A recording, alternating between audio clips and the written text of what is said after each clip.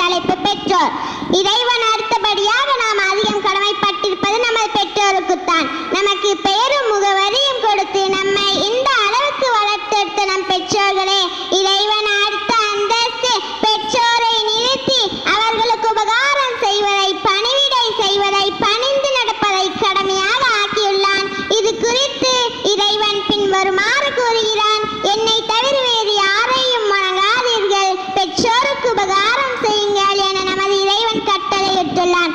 உம்முடன் இருக்கும் அவ்விருவரோ இருவரில் ஒருவரோ முதுமை அடைந்து விட்டால் அவர்களை நோக்கி சீ என கூறாதீர்கள். மரியாதையான சொல்லை அவ்விடமும் கூறுவீராக.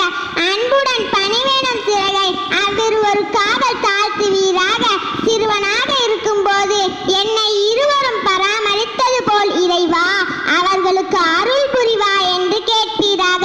நம் வாழ்க்கையில் மிகவும் முக்கியமானவர்கள் என்றால் அவர்கள் நம் பெற்றோர்கள் மட்டும்தான். அப்படி நமக்கு வாழ்வை தந்த நம் பெற்றோர்களை போற்றும் விதமாக ஒவ்வொரு ஆண்டும் ஜூன் 1ஆம் தேதி உலக பெற்றோர்கள் தினம் கொண்டாடப்பட்டு வருகிறது. இவ்வுலகத்தில் பிறந்த ஒவ்வொருவரும் தங்களது பெற்றோரால் இவ்வுலகத்திற்கு வந்தார்கள். இவ்வுலகில் உள்ள அனைவரை காட்டிலும் பெற்றோர்களே நமக்கு முதன்மையானவர்கள். நம் அனைவருக்கும் உயிரையும் வாழ்க்கையும் தந்தவர்கள். எவ்வித பலனும் இல்லாமல் நம் மீது அன்பு காட்டவும் நமக்காக உழைக்கவும் செய்யும் ஒப்பற்ற உயிர்கள் அவர்கள் மட்டுமே. பெற்றோர்கள் குழந்தைகளை வளர்ப்பதற்காக அவர்களின் ஆசைகளை புதைத்துக் கொண்டு வாழ்கிறார்கள்.